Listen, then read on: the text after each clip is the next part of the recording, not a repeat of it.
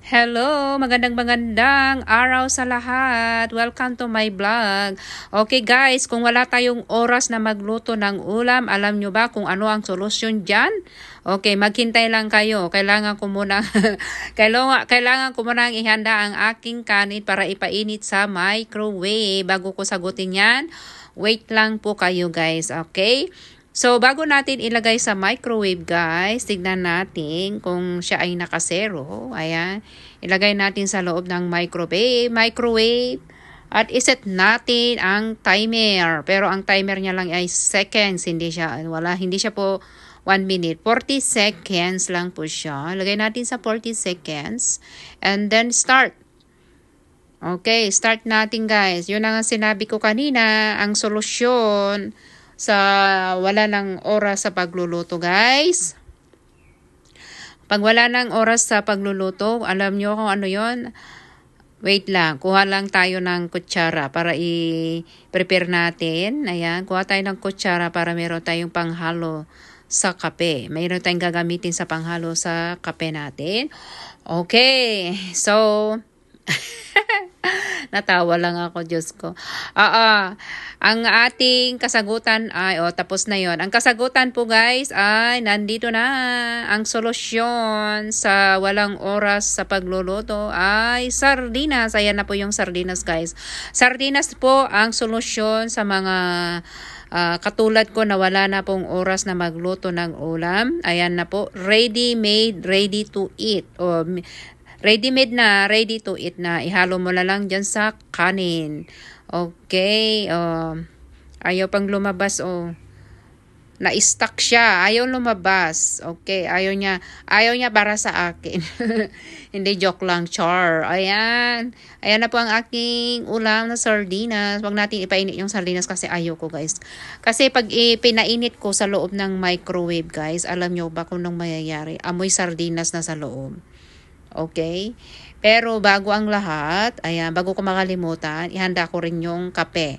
So, habang hinahanda ko yung kape guys, at the same time, magpapakulo po tayo ng tubig. Of course, hindi po mawawala sa akin ang kape. Kailangan na mayroon tayong pangtulak or inumin na kape guys. Kailangan natin ng kape. Kasi yan po ang match ng aking ulam for today.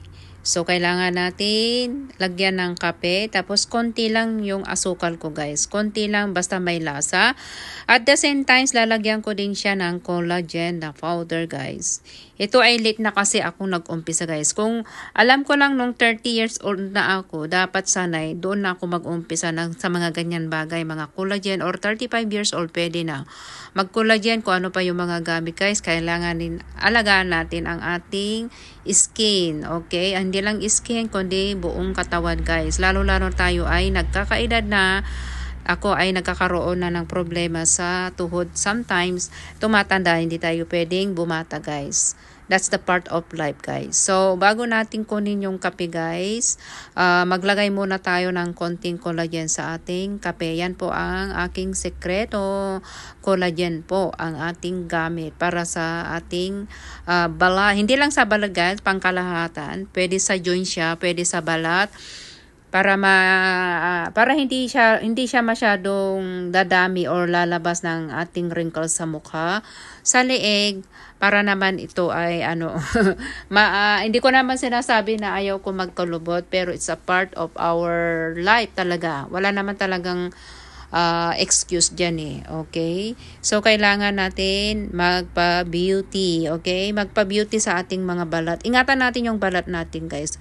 Ako kasi hindi ko pinapansin yan, tignan nyo. Pero walang filter yan. Yan ang real na aking mukha. Hindi na ako nag-ano ng filter dito sa YT. Talagang walang filter dito sa YT, guys. Makikita mo talaga yung yung totoong kulay ng ating balat. Okay, ayan po yung collagen po guys. Binili ko sa Costco, naka-sale yan. Dati is 63 yata yan guys. Hindi ko na matandaan. Pero nakasil siya hanggang ngayon. Siguro hanggang bukas or Miyerkules yan or this week. Pero naka-sale siya guys. Maraming nagbili yan kasi maganda. Siguro mayroon din nag-stock. Ayan, kumulo na pala yung tubig. Ready na. Okay, ayan na po yung aking kape. Let's go, kakain tayo doon sa mesa. Ilipat natin. Ayan, umpisa na natin kain guys. Okay, let's go. Huwag kayong masyadong Huwag niyo akong ibas kung sardinas lang aking ulam. Yan ang aking ulam for today. Hindi ko ikinakahiya dahil yan lang po talaga ang meron sa akin for today. Wala na po akong oras na magluto. Bawal po yung bawal po yung magsabi na, oh, mayaman na ako. Hindi naman sinasabi na bawal, pero wag lang tayong magyabang. Ganon ang ibig kong sabihin. Bawal po tayong magpakipakita ng kung yung kalagayan mo naman ay hindi naman ito match. Mas maganda pa yung maging mapagkumbaba ka kaysa na naman yung nagyayabang. Yun ay sinasabi ko about sa mga ulam na nagpicture sila, nandun sila sa, hindi ko linalahat kaya sa mga nandun sa restaurant, ang gaganda, pero punong-puno rin ka ng mga utang. Ayoko ng ganun guys. Maging simple lang ako sa buhay. Hindi naman ako mayaman, pero very simple lang ako.